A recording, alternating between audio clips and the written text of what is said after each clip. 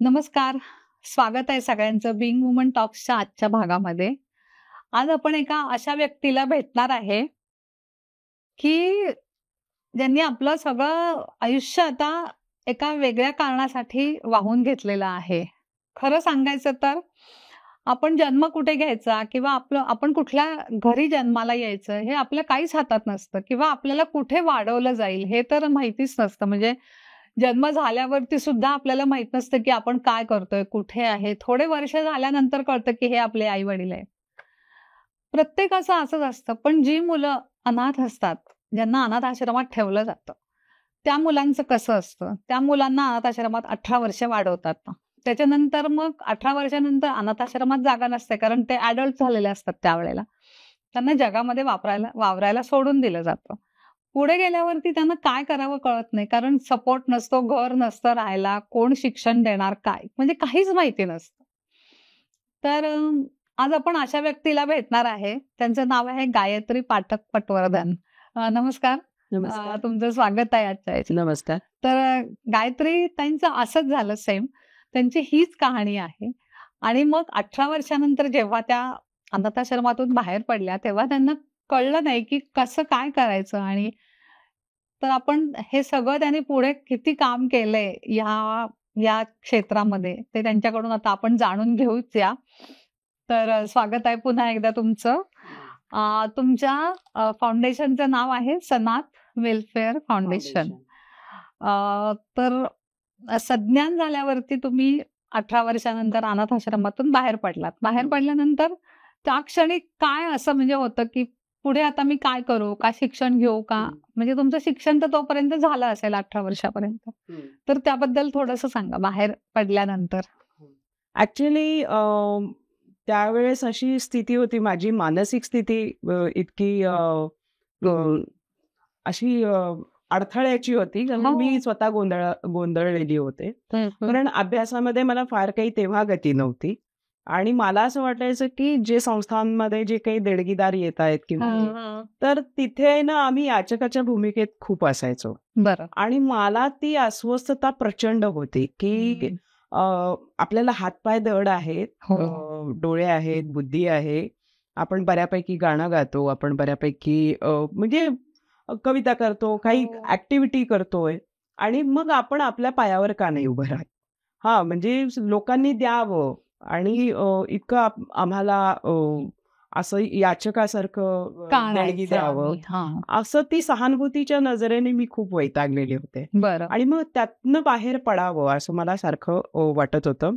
ते वयाच्या साधारण कळत्या वयापासून मला ते कळत होतं की आपण यातनं बाहेर पडावं. त्या नजरा मला खूपच त्रासदायक असायच्या, की ती सहानुभूतीची, की आम्ही खूपच काही वेगळेच आहोत अशा पद्धतीच्या त्या नजरा असायच्या. आणि मग त्याच्यातनं असं मला वाटलं की आपण काहीतरी बाहेर पडून करू शकतो इथे राहण्यापेक्षा. आणि खरं तर तेव्हा अभ्यासाची गती नव्हती. 12वी जस्ट मी इन केलं होतं. मी जेव्हा संस्था सोडली त्यामागे माझी भावना हीच होती की आपल्याला स्वतःच्या पायावर उभं राहायचंय, कुणाच्या कुबड्या घेऊन नाही जगायचंय. आणि त्याच वेळेस असं झालं होतं की मला खरं तर शिक्षणासाठी संस्था चालकांनी सपोर्ट केला असता, नाही असं नाही, पण मला कुबड्याच कुणाच्या घ्यायच्या नव्हत्या. मला स्वतःच्या पायावर स्वतः अर्न अँड लर्न करून बाहेर पडायचं होतं. आणि मी तसं रीतसर मग संस्थेला हे करून चिठ्ठी देऊन आणि मी अशीच बाहेर पडले. म्हणजे मला माहिती नव्हतं की मी कुठे जाणार आहे, काय करणार आहे, काहीच कल्पना नव्हती. फक्त मी बाहेर पडले. त्या दरम्यान मला खूप चांगला एक सपोर्ट होता. एक रास पाडळीकर म्हणून एक आजोबा होते की जिथं मिरजमध्येच ओळख झालेली होती. ते ऍक्च्युली आजोबा ते bank manager, retired bank manager होते. आणि त्यांना माझी ही सगळी जी भावनिक परिस्थिती होती की मला स्वतःच्या पायावर उभं राहायचंय, हे सगळं कल्पना होती. मग मी पुण्याला आले. पुण्याला मला असे 2 दिवस शनिवार वाड्यावर काढावी लागली अशी. काय सांगता 2 रात्री मी शनिवार हो. वाड्यावर काढल्या, कारण मला तेव्हा कळत नव्हतं की मी कुणाकडे कुठं जावं आणि जायचं काय करावं. हो.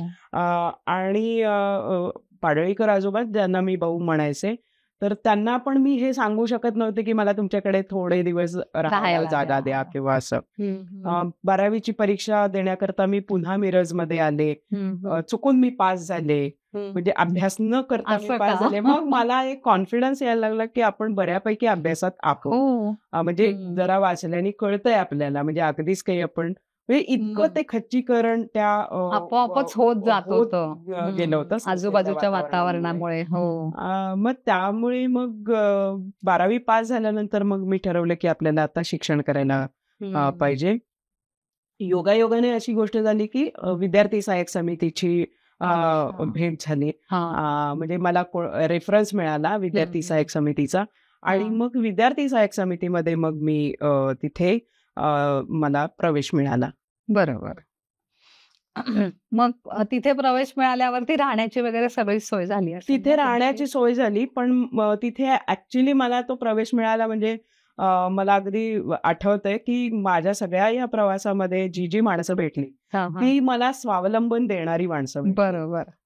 म्हणजे जो माझ्या आयुष्याचा मेन जो मोटो होता की स्वावलंबीपणाने आपलं तेच आयुष्य तुम्हाला सगळीकडे असायला हवं, मदत मिळत तर गेली. तशी मदत मला मिळत गेली. म्हणजे भाऊ पाडळीकर जरी असले होते आधाराला, पण त्यांनी माझा संघर्ष नाही कमी केला. त्यांनी मला संघर्षातले येणारे जे अनुभव आहेत, तर ते तुम्हाला खूप काही माणूस म्हणून आणि एक व्यक्ती म्हणून खूप सजग करतात, खूप मॅच्युअर बनवतात.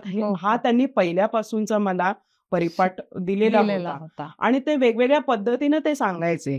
तसंच मला विद्यार्थी सहाय्यक समितीमध्ये पण जेव्हा राजाभाऊ दांडेकरांनी राजाभाऊ पटवर्धनांनी जेव्हा मला प्रवेश दिला, तर तेव्हा सुद्धा मला त्यांनी असं सांगितलं होतं की मी तुझी फी भरेन, पण मलाही तू जेव्हा कमावायला लागशील तेव्हा ती मला रिटर्न कर, कारण मला दुसऱ्या मुलांची फी भरायची. हो, किती छान विचार आहे. जो काही मला आणि मला त्या गोष्टीचा राग नाही आला मेन म्हणजे. ऍक्च्युअली ते तुम्हाला स्वावलंबनच शिकवलंय जवळजवळ. तर मला ते स्वावलंबन ही जी अपेक्षा होती ती मला राजाभाऊ पटवर्धनांनी सुद्धा त्याच पद्धतीचं हे केलं, आणि समितीमध्ये मला ऍडमिशन मिळाली.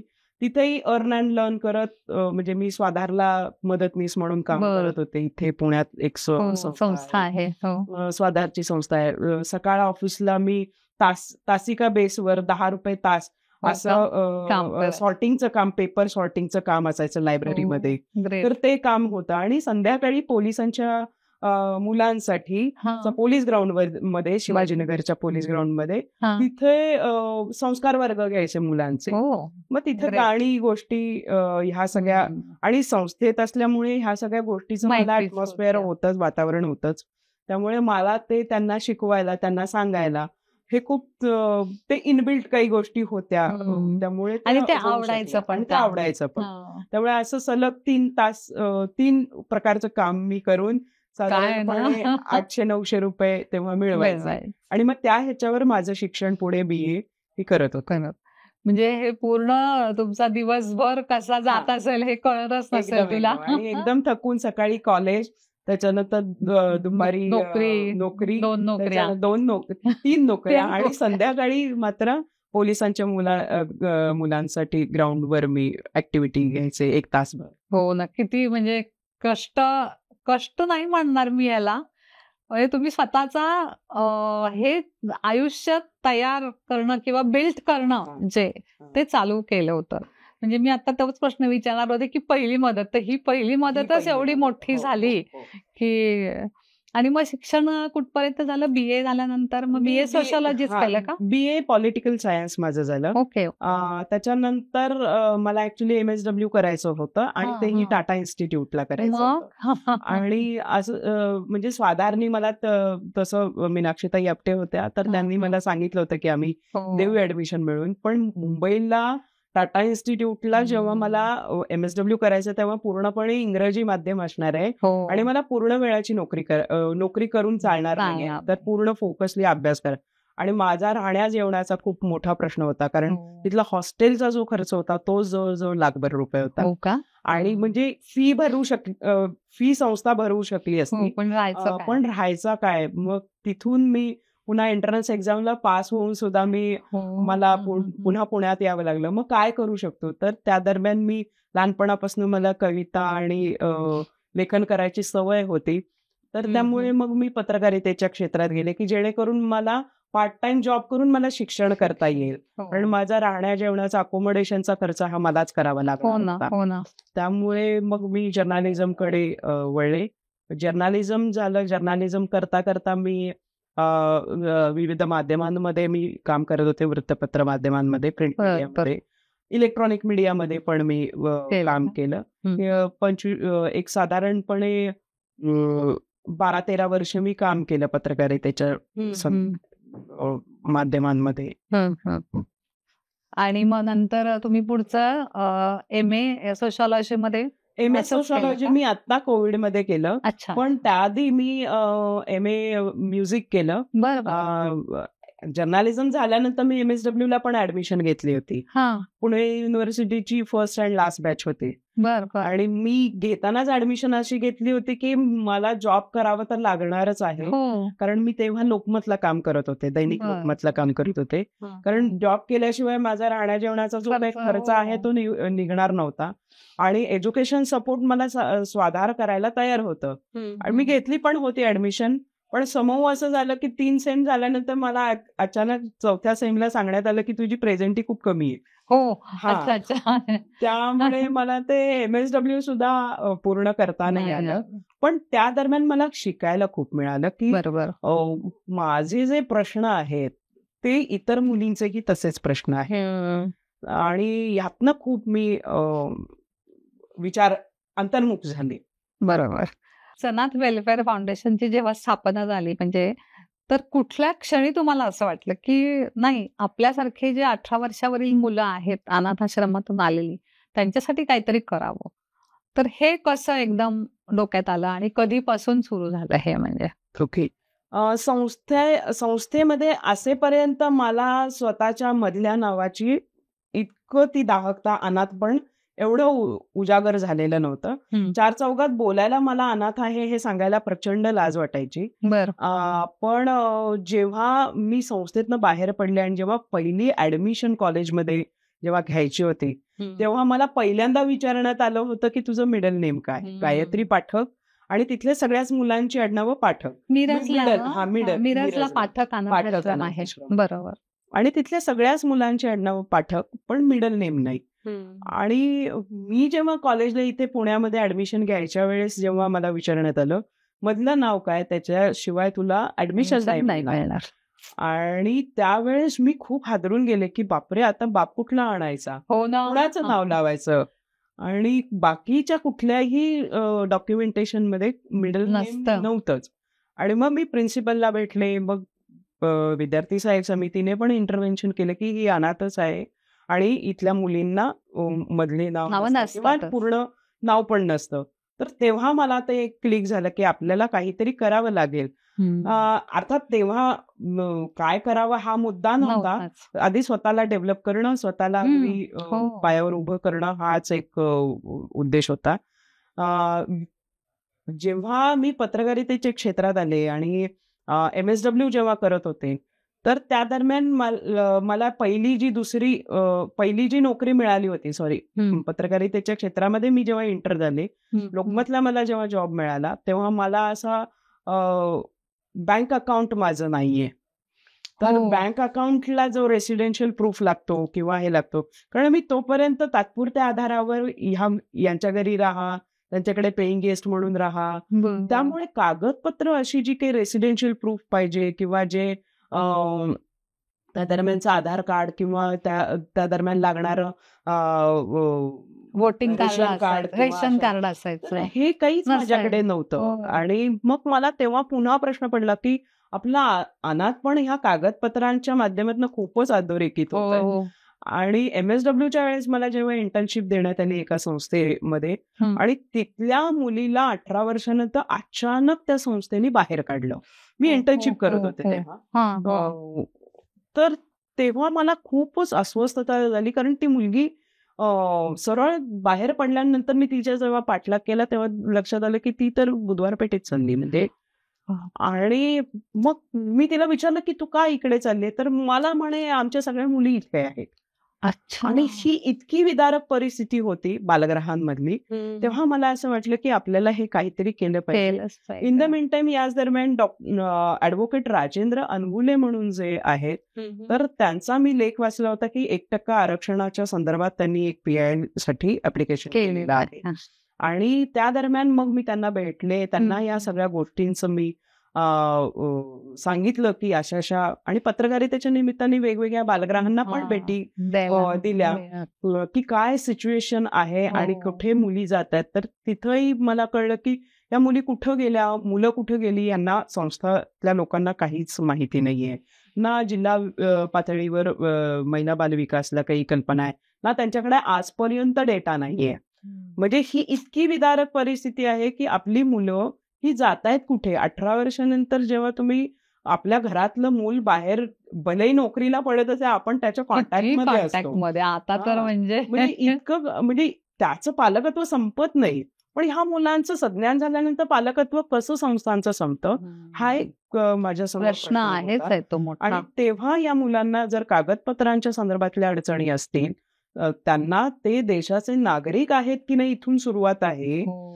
तर तिथून जर सुरुवात असेल तर त्यांना ते मिळवून देणं, त्यांच्या मूलभूत ज्या काही त्यांच्या गरजा आहेत, अन्न वस्त्र निवारा, सुरक्षित वातावरण, म्हणजे मुलांचं ठीक आहे पोऱ्या-सोऱ्याचं काम करून ते कुठेतरी हॉटेलमध्ये निर्वाण करतात, पण मुलींचं काय होतं. मुलींची परिस्थिती कुठे 4 दिवस मैत्रिणीकडे राहा, मग महिनाभर राहिल्यानंतर कोणीतरी मुलगा तिच्या आयुष्यात येतो की जो रिक्षावाला असतो, जो काय अशिक्षित असतो, जो अजून काही त्याला व्यसनाधीनता असते, आणि मुलगी अशा सिच्युएशनला बळी पडते की आता मला कोणीतरी आधार हवा आहे आणि मी त्या तात्पुरत्या प्रेमाच्या याच्यावर मी संसार चालू करेन, उभा करेन, आणि मग त्या पुन्हा त्या दुष्टचक्रात अडकतात. म्हणजे अनाथ पण त्याच्यानंतर संसारिक अशा पद्धतीच्या अवहेलनं त्यांना सोसायला लागतात की तिथून त्या बाहेर पडू शकत नाहीत. तर तिथं काम करायला पाहिजे असं मला ते त्याच वेळेला प्रकर्षाने जाणवलं. आणि इंटर्नशिपच्या निमित्ताने मग मी आणखीन अनमोलींच्या मदतीनं ह्या 1% आरक्षणासाठी अजून काय करता येईल अशी एक मोठबांधणी चालू केली. आणि मग ही जी अनाथ आरक्षण मुवमेंट तुम्ही चालू केली, तर त्याचं फळ तुम्हाला कधी मिळालं? ऍक्च्युअली ती म्हणजे मुवमेंट चालू होती आणि तुम्ही त्याच्यामध्ये भाग घेतला. मुवमेंट चालू होती. ऍडव्होकेट अनगुलेंनी त्याची सुरुवात केली अनाथ आरक्षणाच्या संदर्भातली, कारण त्यांनी सुप्रीम कोर्टात PIL दाखल केलेली होती. आणि त्या दरम्यान माझे काही इनपुट्स मी हे देतच होते. त्याच दरम्यान असं होतं की कोकणचा एक मुलगा होता, तर तोही या मुलांना संघटित करण्याकरता हे झालं होतं. दुसरीकडून अजून एक मुलगी इन झाली होती. अशी ती संघटनात्मक ती मुवमेंट चालू झाली. मग या मुलांच्या प्रश्नांच्या बाबतचा एक अवेअरनेस क्रिएट, मी पत्रकारितेत असल्यामुळे पत्रकारितेच्या माध्यमातनं मी बऱ्याच गोष्टींना वाचा फोडू शकले. या मुलांचे बेसिक प्रश्न काय आहेत, की केवळ सहानुभूतीच्या जोरावर ही मुलं पुढे नाही जाणार आहेत. तर त्यांना त्यांचं जे काही हक्काचं आहे, जे शासन त्यांचं मायबाप आहे, तर त्यांना त्या शासनाने असं 18 वर्षानंतर अनाथ करू नये याच्यासाठी म्हणून शासनाचीच ती जबाबदारी आहे. म्हणून त्या आरक्षणाचा पहिला मुहूर्तमेढ महाराष्ट्रात रोवला गेला. आणि ऍक्च्युली ते देशव्यापी आरक्षण व्हावं याच्यासाठी आम्ही प्रयत्न करतोच आहोत. माझ्याकडनं जास्त आता मी तो इनिशिएटिव्ह घेते. पण असं आहे की सुप्रीम कोर्टाचं जरी देशव्यापी आरक्षण आहे असं जरी डिक्लेरेशन असलं तरी महाराष्ट्र शासन हे पहिलं राज्य आहे की त्यांनी हे आरक्षण या मुलांना देऊ केलं 2018ला. वाव, म्हणजे तुमच्या सगळ्या प्रयत्नांना एक यश आलं आणि ते सांघिकी यश आहे. हो, तरी सुद्धा तुम्ही त्याच्यामध्ये एक वाटा आहे तुमचा. आणि पत्रकारितेमुळे तो जास्त लोकांपर्यंत जास्त त्याचा अवेअरनेस क्रिएट बरोबर. हो, आता तुम्हाला म्हणजे आता तुम्ही हे सगळं करता, पण आता या मुलांना तुम्ही मदत करता. म्हणजे आरक्षणासाठी तर तुमचं मुव्हमेंट वेगळी होती. पण आता तुम्हाला एखादा मुलगा किंवा मुलगी बाहेर पडली, तर त्याला तुम्ही कुठल्या प्रकारची मदत करू शकता? किंवा तुम्हाला कुठल्या मदतीची अपेक्षा आहे, की त्याला मदत व्हावी असं? असं काय असू शकतं? ऍक्च्युअली संस्थेतनं मूल जेव्हा बाहेर पडतं तेव्हा ते बाहेर पडायच्या आधी त्याची प्रोव्हिजन करणं खूप गरजेचं आहे, की ते कोणत्या सुरक्षित वातावरणात राहील, त्याचं एज्युकेशन हे हॅम्पर होणार नाही, त्याचं एज्युकेशन पुढे सुरळीत चालेल आणि त्याला एक भावनिक आणि मानसिक एक चांगला सपोर्ट मिळेल. अशा पद्धतीचं एज्युकेशन देणं खूप गरजेचं आहे. त्या पद्धतीचं ट्रेनिंग देणं खूप गरजेचं आहे. तर या अनुषंगाने आम्ही काही कार्यशाळा घेत असतो. ते बऱ्याचदा 18 वर्षानंतरचीच मुलं माझ्याकडे येतात, तेव्हा त्यांना अनाथ ओळखपत्र किंवा अनाथ ओळखपत्राच्या कार्यशाळा की अर्थात हे शासनाने देण्याची गोष्ट आहे. पण बऱ्याचदा असं होतं की बालगृहातलं मूल जेव्हा बाहेर पडतं तेव्हा त्याला पहिल्यांदा त्याचा मूलभूत रोजीरोटीचाच प्रश्न येतो. हो ना. मग ते कागदपत्र मिळवायला जाणार नाही, आधी पोटाची खळगी भरेल. तर तो कागदपत्र मिळवण्यासाठी, कारण कागदही तितकाच महत्वाचा आहे की त्या बेसवर त्याचं एज्युकेशन फ्री होतं, की जे आम्ही आरक्षणासाठी मुवमेंट जी केली की त्याचं एज्युकेशन फ्री होतं, त्याचं अकोमोडेशन फ्री होतं, की कुठल्याही हॉस्टेलमध्ये त्याचं राहणं फ्री होऊ शकतं. तर अशा सिच्युएशनला त्यांना तिथे सपोर्ट करणं, वेगवेगळ्या बालगृहांना सतत सांगणं की तुम्ही अनाथ ओळखपत्रासाठी आतापासूनच त्यांना ते मिळवून देण्यासाठी प्रयत्न करा. आणि आता बरीचशी महाराष्ट्रातील बालगृह आहेत की त्यांनी या गोष्टीला सपोर्ट करायला सुरुवात केलेली आहे की अनाथ ओळखपत्र या मुलांना कसं मिळवून देता येईल, आधार कार्ड कसं मिळवून देता येईल. राहता राहिला रेसिडेन्शियलचा मुद्दा, तर रेसिडेन्शियलसाठी सुद्धा काही प्रोव्हिजनसाठी आम्ही ऍडव्होकसी करतो. बरोबर. म्हणजे या सगळ्या प्रकारे तुम्ही त्यांना मदत करता. म्हणजे त्याचं आधी तर तुम्ही आधार कार्ड आणि ओळखपत्र हे तर महत्वाचंच आहे. आणि अजून एक मला सांगावंसं वाटतं की जेव्हा ते मूल जेव्हा बाहेर पडतं आणि माझ्या संपर्कात जेव्हा येतं, तर मी असं म्हणते की मी स्वतः संस्था चालवण्याच्या ऐवजी किंवा इन्फ्रास्ट्रक्चर की ज्या एस्टॅब्लिश ऑलरेडी संस्था आहेत की ज्या ऑलरेडी काम करतायत या विषयावर 18 नंतर, मग ती कुठली विद्यार्थी सहाय्यक समिती असेल किंवा अजून कुठल्या संस्था असतील, दीपस्तंभ फाउंडेशन असेल, तर अशा संस्थांना आम्ही ही मुलं रेफर करतो. म्हणजे दुवा म्हणून काम जास्त करतो की जेणेकरून ती मुलं सुरक्षित राहतील. आणि सगळ्या मुलांना मी आधार नाही देऊ शकणार. बरोबर आहे. माझा कामाचा पर्पजच हा आहे की भले मी स्वतः अनाथ असले, माझ्याकडे अनाथ ओळखपत्र असलं, तरी मी कधी आरक्षण घेणार नाही हे मी स्वतःच ठरवलं होतं. त्याचं कारण असं होतं की ह्या बालगृहातल्या मुलांना जर छान पद्धतीनं त्यांना मार्गक्रमण करायचं असेल तर शासनासोबत काम करण्यापेक्षा शासनाच्या बाहेर राहून काम करणं हे जास्त मला सोयीचं वाटलं. कारण काही वेळा शासनाच्या मर्यादा असतात आणि त्या मर्यादेपलीकडे शासन नाही काही करू शकत, मनात इच्छा असली तरी. काही वेळा मनात इच्छा पण नसते, ती इच्छा निर्माण करायला तेही गरजेचं असतं. तर अशा सिच्युएशनला कोणीतरी बाहेर असणं खूप गरजेचं आहे. म्हणून सनाथ वेलफेअर फाउंडेशनची अशा पद्धतीनं खूपच म्हणजे शासनाच्या ज्या योजना आहेत त्याच्यातही काही लूप होल्स असतील तर ते तुम्ही काढू शकता. किंवा एखादी योजना आहे पण त्याच्यामध्ये हे सगळे बऱ्याचशा गोष्टी होत नाहीयेत फुलफिल, तर तुमचं फाउंडेशन त्यांना हे देऊ शकतं ना, गाईडलाईन्स देऊ शकतं.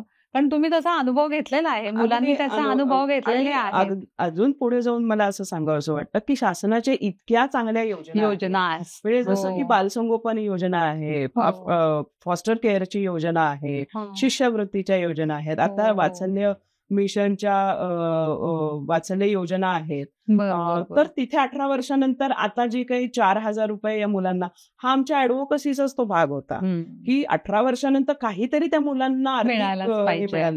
तो आता 4,000 रुपये प्रत्येक मुलाला मिळत आहेत. अरे वा. फक्त ते मूल तिथे अप्रोच व्हावं, त्या डिपार्टमेंटला संबंधित त्या पद्धतीचं जे काही अर्ज करायला हवं, तर ते गाईडलाईन्स मात्र ह्या शासनाकडनं जेव्हा दिलं जात नाही तेव्हा आमची भूमिका ही जास्त प्रभावी ठरते. आणि बरोबर. मग ह्या मुलांना त्या योजनांपर्यंत पोहोचवणं खूपच किंवा छान. आता फॉस्टर केअर आहे की मुळात संस्थेमध्ये मुलंच राहता कामा नये.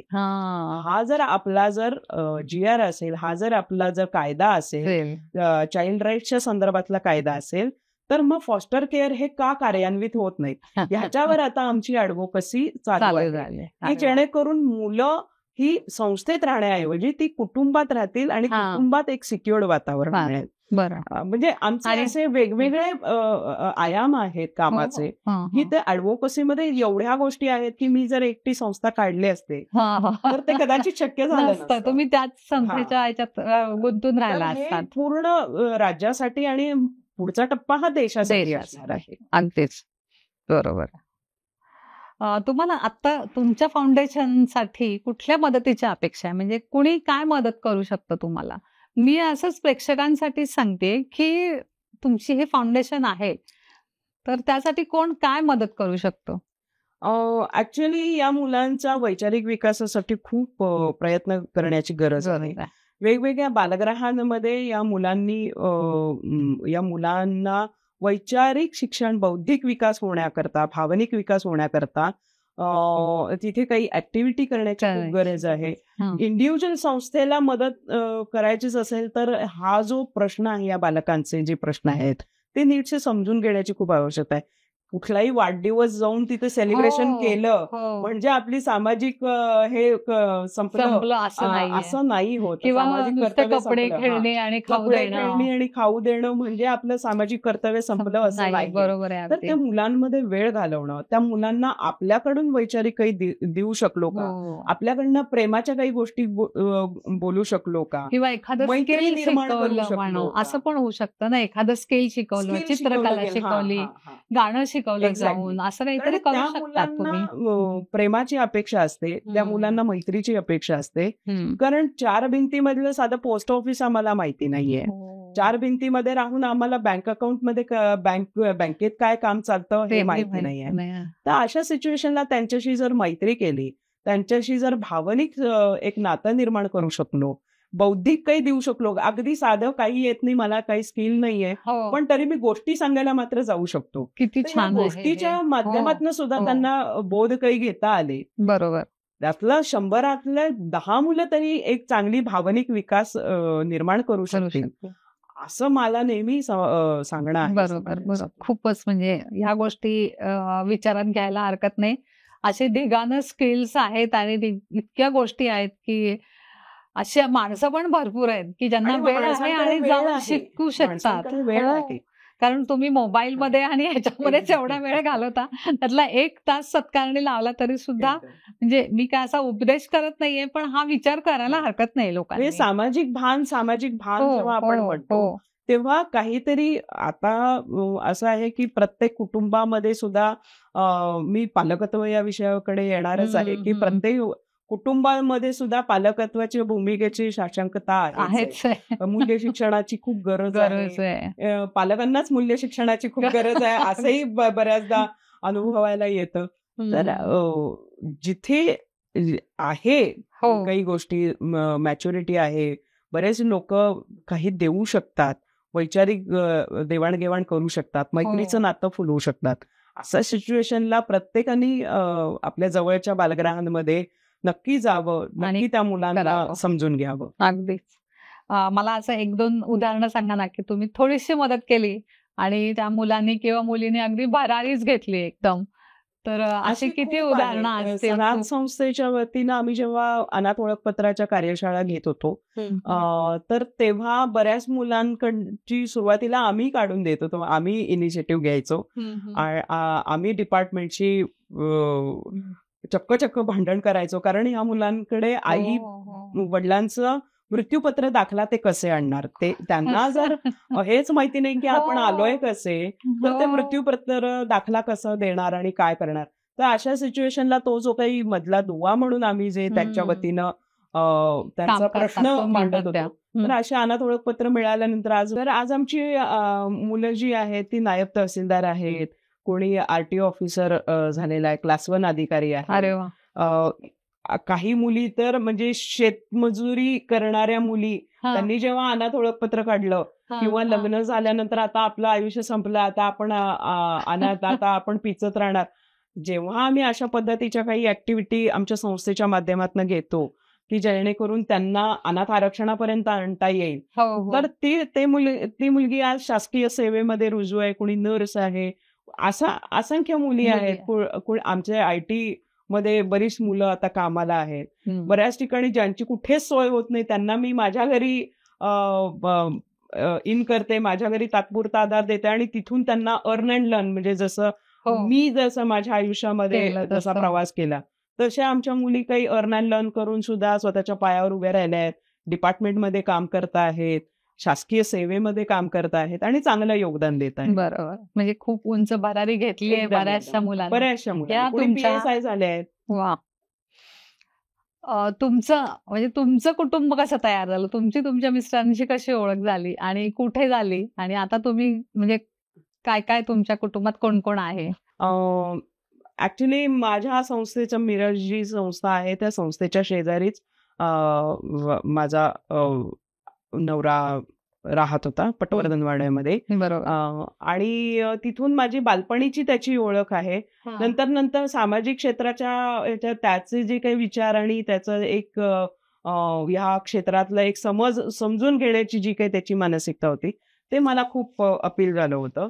आणि मग आमचा परिचयोत्तर विवाह झाला. त्यानंतर मात्र म्हणजे मला जे लहानपणापासून कुटुंबाबद्दलच्या ज्या फॅन्टासीज आणि माझं जे काही एक आयडियल कुटुंब असावं अशा पद्धतीचं, तर तेही त्या पद्धतीनं फुलफिल झालं. घरातला खूपच चांगला सपोर्ट आहे या कामासाठी, प्रसंगी तोही मला मदत करतो आणि ऍडव्होकसीसाठी त्याचेही इनपुट्स असतात. बर, मुलं तुमची?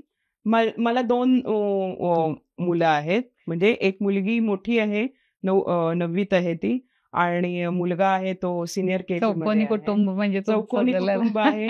आता तुमचं एक खूप महत्वाचं राहिलेलं आहे आपलं बोलायचं, राज्यव्यापी माहेरवाशीण मेळावा. तर त्याची संकल्पना कशी सुचली आणि त्याच्याबद्दल सांगा थोडंसं.